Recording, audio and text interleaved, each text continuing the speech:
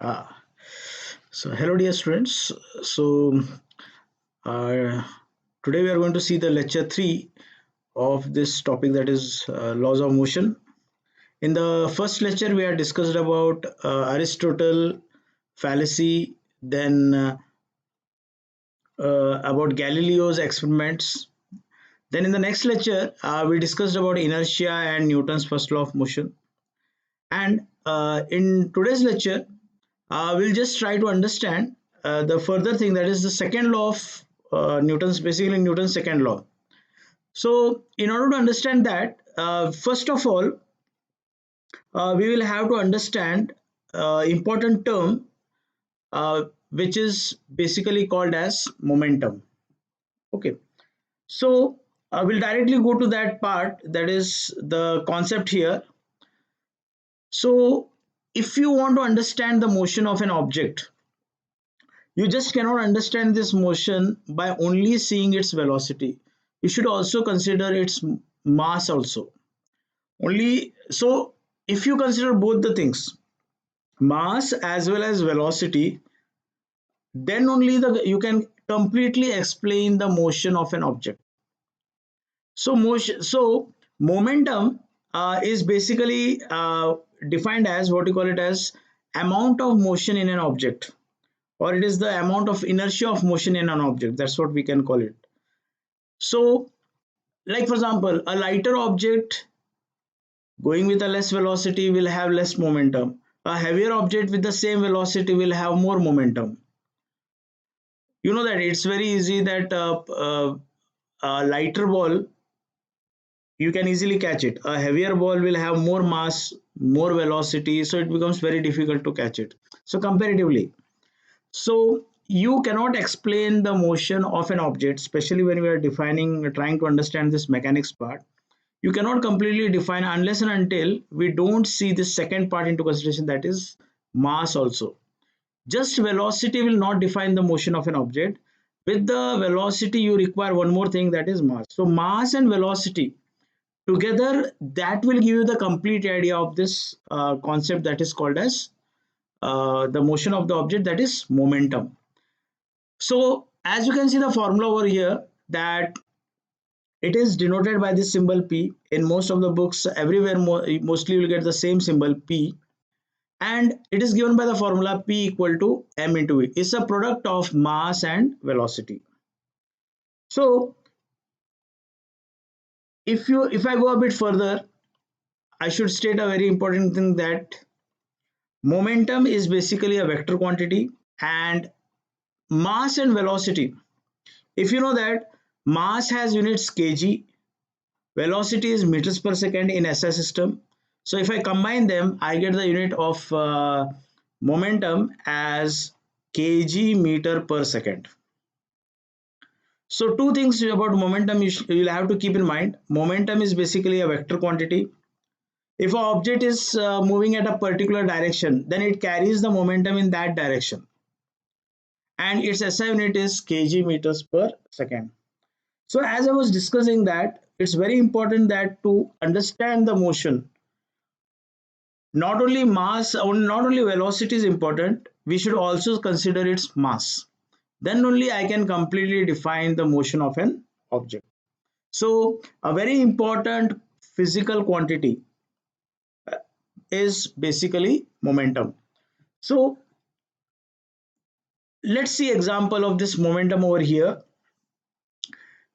Say for example, you know that a bullet basically will be having a very less weight, but what makes it so much dangerous is because of its very high velocity, right? So a bullet, even though its mass is less, but because it has more velocity, it can actually penetrate any object.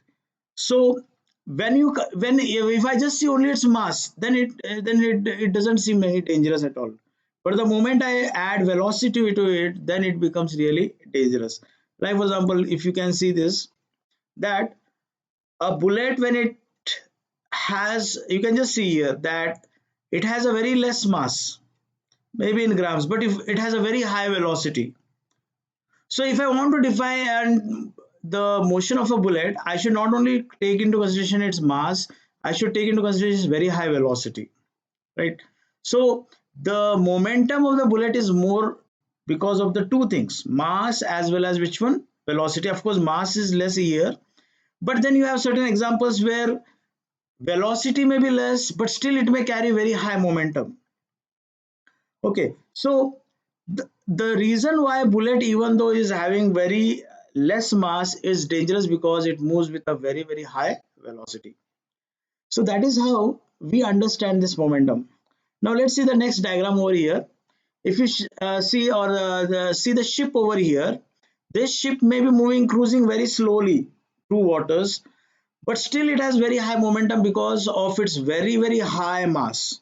Okay, so what do you call it as, it has a very large mass, we can call. And because of this very large mass of this ship, even though this ship has, what I must say that it has a very less velocity, but if you combine its mass and velocity together, then this ship has a very high momentum. So if you see the two examples which we were discussing, that you, in order to understand the momentum of an object, only velocity is insufficient.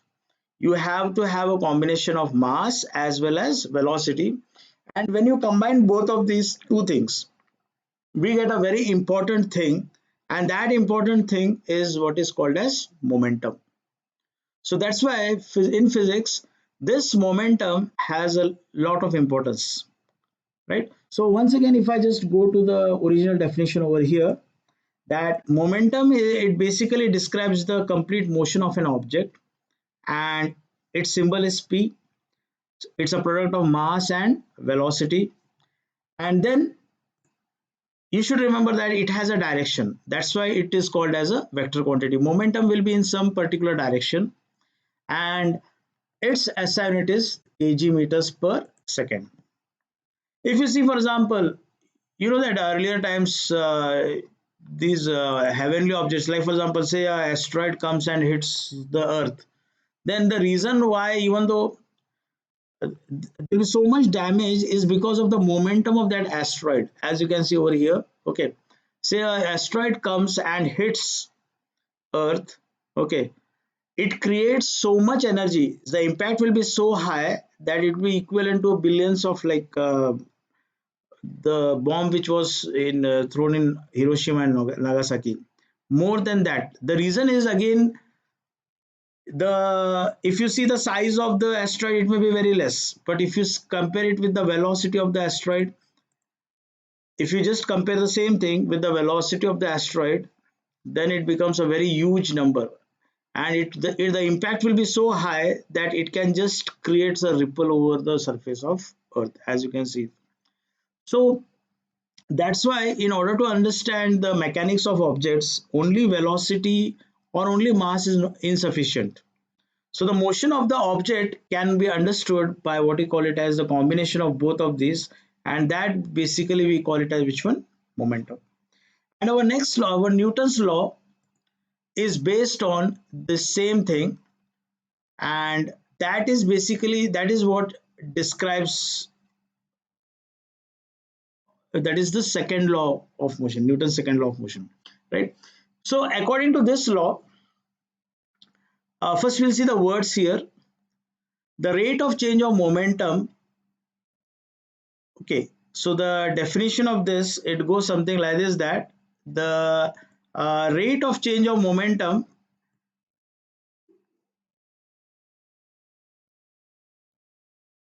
yeah, yeah. So the definition is like this, that the rate of change of momentum in a body is directly proportional to the applied force. So you should understand the word, that the rate of change of momentum, like for example, what was the earlier momentum, and after the force, what was the new momentum, that we call it as change in momentum. And the word rate of change of momentum basically means how fast this change is taking place. Okay, so this is just theoretical. I will take a simple example. So the Newton's second law, it basically deals with the concept of this, that whenever there is a change in momentum, it is because of certain force, And the force is not only proportional to change in momentum, but also depends on this very important word here, which is rate of change of momentum. So how fast the momentum changes of the body, that is how much is the applied force. That is what this statement takes place. And the change in momentum takes place in the direction of the force. Like for example, if I am pushing an object in one direction, the momentum change takes place in the same direction, not in the opposite direction. So the important thing here is that as the definition goes, the rate of change of momentum. So the meaning of word rate here, as first year students, you had this rate of change of velocity, correct? Which is delta v by delta t. When you change velocity with time, that we call it as rate of change. Okay, so here we are not seeing rate of change of momentum. That's what we are discussing here. So rate of change of momentum is directly proportional to the applied force, and the momentum changes in the same direction as the direction of the force, and that is what is Newton's second law. So we'll see a simple example here. Now if you see the uh, ball over here, okay, now this ball is initially at rest. So this is a golf ball which is initially at which one? Rest. Now the moment this person hits it, he basically imparts some force. Due to the imparting of this force, basically what will happen now? This ball is going to have some velocity. So mass of the ball into velocity. So after he has hit, or he has imparted some force, due to the force, his momentum has the golf ball's momentum basically changes. So what was the golf ball original momentum? If you see the golf ball original momentum, it is zero. The golf ball may be having some mass, but its velocity, it is at rest. So mass into anything into zero, that is mass into zero, the value is zero. But once he hits it, what basically happens? It gains momentum. So earlier momentum was zero, the new momentum is there, so there has been a change in momentum. So this change in momentum depends on how hard he has hit. If he just touches it, the ball will slowly move. Okay.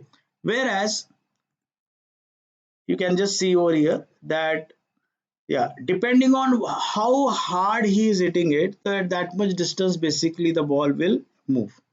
Okay. So the very important thing is that this example over here. So you can see that before he hit the golf ball, it was at rest. The moment he has hit it, its momentum changed, and because its momentum has changed, how much was its change in momentum? That basically depends on what is called as the what is its applied force. Okay, so that is how we should understand what we call it as which one, the Newton's second law. So once again, if I just go to this law here, so it's not just change in momentum, it's rate of change of momentum, how fast the change in momentum took place, that is directly proportional to the applied force, and it takes place in the direction in which the force acts, right? So this is the statement of Newton's basically second law of motion. When you say you are catching a ball, okay, what you have done, you have changed its momentum. If the ball was initially in motion, you have stopped it, you have decreased its momentum. That also you require a force for it, and how much force you apply, that much the ball is basically going to stop. So this is how we basically try to understand what is Newton's second law. So if I go a bit mathematical over here, we'll do the derivation for this. The derivation is to derive the expression, that is force F equal to m into A. That is what is the idea of the derivation. Okay. So in this derivation, the idea we have taken here is that, let us say for example, a constant force acts on an object. Okay. And the object, because of this force, what has happened to the object? Its velocity changed from v to slightly more than v. Earlier velocity is v, as you can see over here. Okay, and then its velocity has now become slightly more, v plus delta v. So the meaning of this word delta here may confuse you as a student. Already delta v you must have seen in the earlier derivation in the motion in a straight line. Delta v means, the word delta basically means change, a small change. Like for example, 10 plus 1. 10 will be like v, 1 will be like delta v.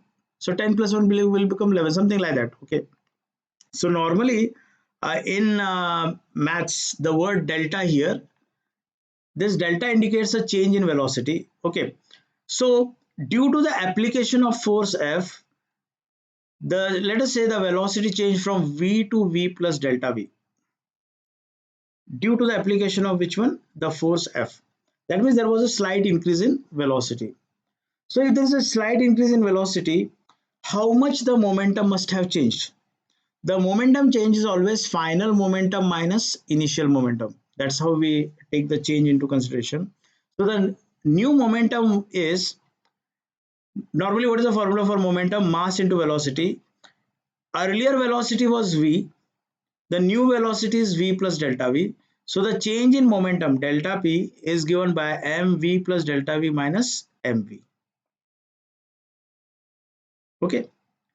So change in momentum delta p. P basically indicates momentum. Delta p indicates change in momentum. So if v was the initial velocity, v plus delta v is the new velocity. Like say you had 100 rupees and 5 rupees were added to you. The new amount is 105 rupees, right? So 100 is like your original v, 105 is v plus delta v. In the same way, you can just imagine that. Okay. So momentum is, here we have assumed that mass remains the same. So delta p, which is the change in momentum, is final momentum. The final momentum is m into v plus delta v minus initial momentum mv. So you can just multiply, as you can open the brackets over there. So when you multiply m into v plus m into delta v, so m into v is mv plus m into delta v is m delta v minus mv. As you can see, this mv and minus mv, they get cancelled, and delta p basically, which is a change in momentum, that is m delta v. Now can we say that this is the force delta p? We cannot say that this is a force, because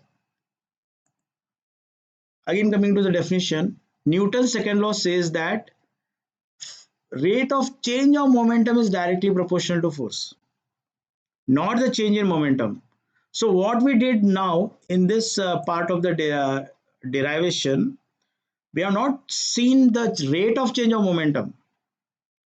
We have only seen the change in momentum.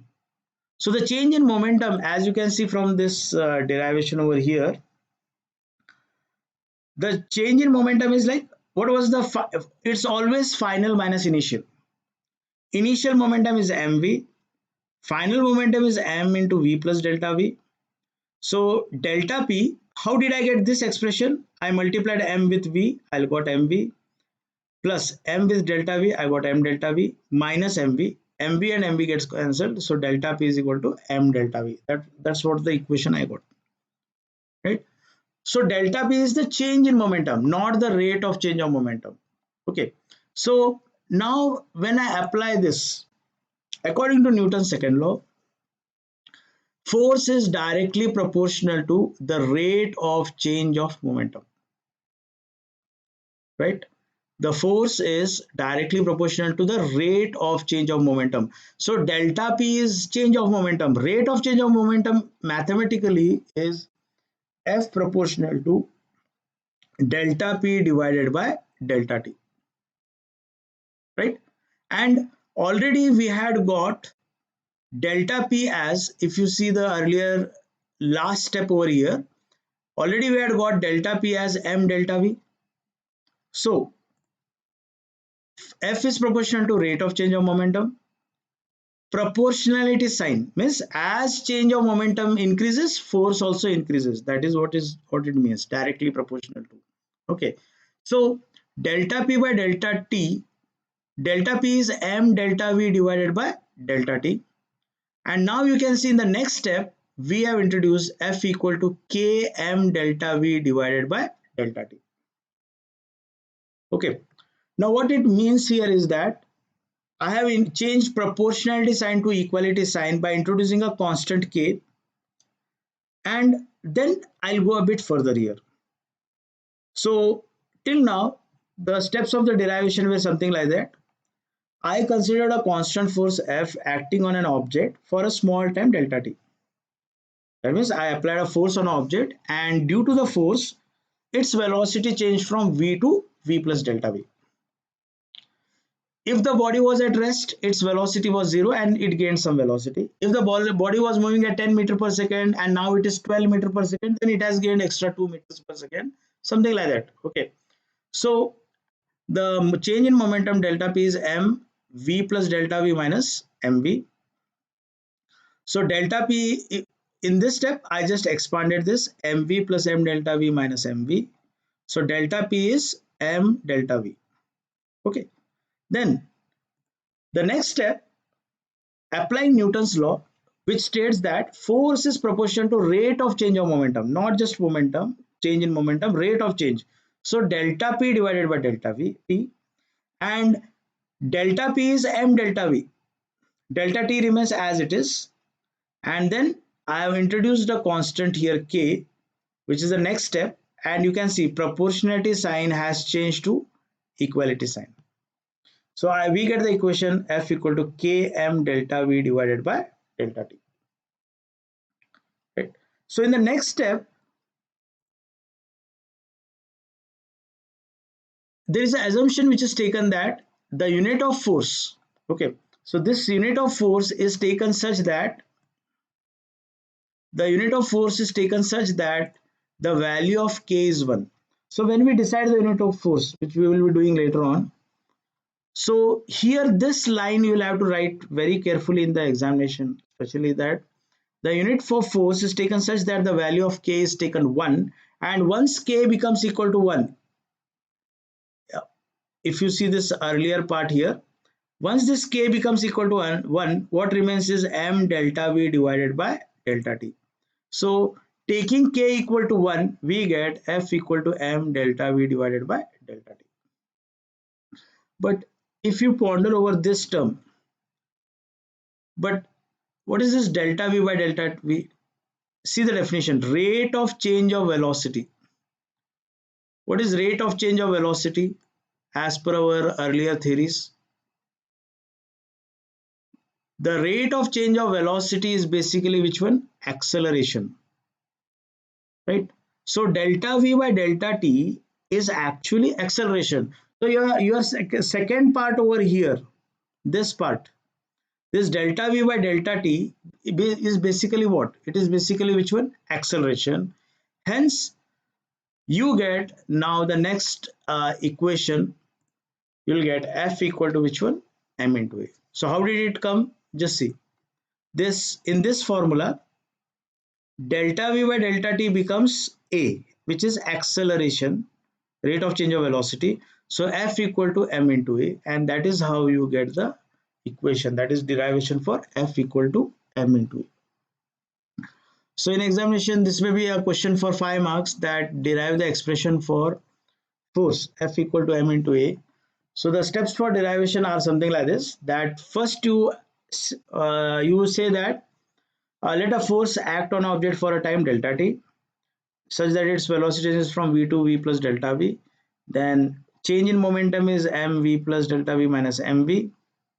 Then expand this by multiplying, you will get delta P is m delta V. Then in the next step, you have force.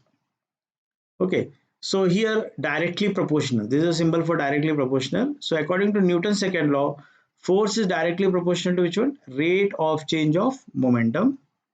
So F proportional to delta P by delta T. So put delta P as m delta V, And how to remove this proportionality sign? By taking some value as some constant k. So you'll get F equal to k m delta V divided by delta T. Then in the next step, we assume here a very important thing, that the unit of force is taken such that the value of k is 1. And when you actually take that value k as 1, you will get the remaining thing, F equal to, now suddenly proportionality has become equal to, and k also is taken 1. So k is not there in the equation. F is m delta V divided by delta T. Then a small explanation you give here is that rate of change of velocity, in words it is in mathematical term delta V by delta T. So rate of change of velocity is acceleration. Hence substituting delta V by delta T as A, you get the next equation, that is F equal to m into A.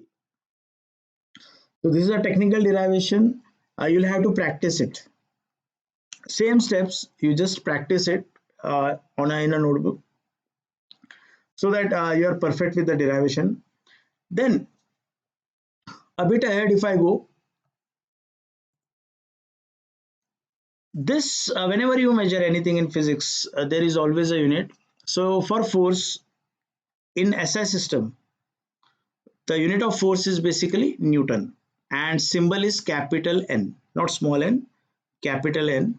Whereas when you write Newton, okay, N is small here, indicating that Newton is the unit of force, right? So symbolically capital N. Otherwise, normally we write it as which one? Newton, N-E-W-T-O. That is, Newton is the SI, and surely it is because on the name of the person. So how do I define this 1 Newton? Okay, so if you see the formula here, if I assume mass is 1 kgs, acceleration is 1 meter per second square, what is 1 into 1? You will get the answer as 1. Just see, mass is 1, acceleration is 1, you will get 1. What 1? 1 will be 1 Newton over there. Okay, so using that simple idea, we try to define what is 1 Newton. So 1 Newton is that force, it's some force, okay. What does that force do? When it acts on an object of mass 1 kg, causes an acceleration of 1 unit on it. So 1 Newton is that force when acting on an object of mass how much kgs? 1 kg, causes an acceleration of 1 unit on it, causes a unit acceleration on it, right? So if you see the formula here, F equal to m into A, take m as 1 kg, acceleration as 1. So 1 into 1, answer is 1, that is 1 Newton. So any force when acts on a body of mass 1 kg causes an acceleration of 1 meter per second square, then that force must and should be equal to 1 Newton. Okay, so that is how we basically define Newton. So in examination, this is also another question they ask. Define Newton, 1 Newton, or define Newton. That is how the question is asked. So that will be your definition, that it is that force when acting on an object of mass 1 kg causes a unit acceleration on it. So this is the statement. I hope you have understood the words over here, that the rate of change of momentum. So when a force acts on an object, there will be a change in momentum. Not only change in momentum, momentum will change with time. So the rate of change of momentum is directly proportional to the applied force, and it takes place in the direction of the force.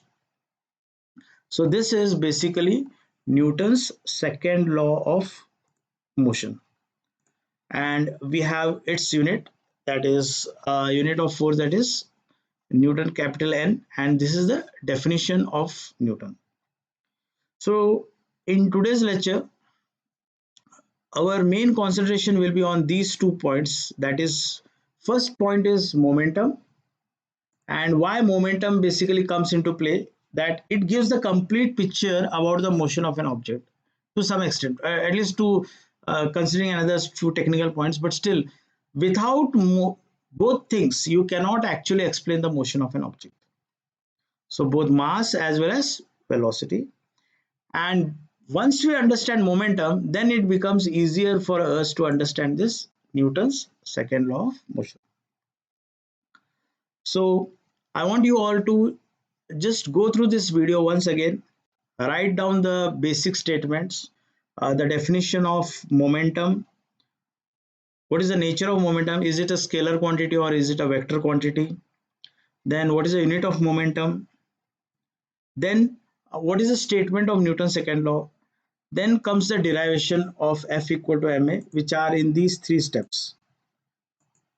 All the steps you will have to show. And very important is this statement that unit of force is taken such that the value of K is 1. Right? So these are the things which you can practice. So the question comes is, state Newton's second law of motion and derive the expression F equal to m into A.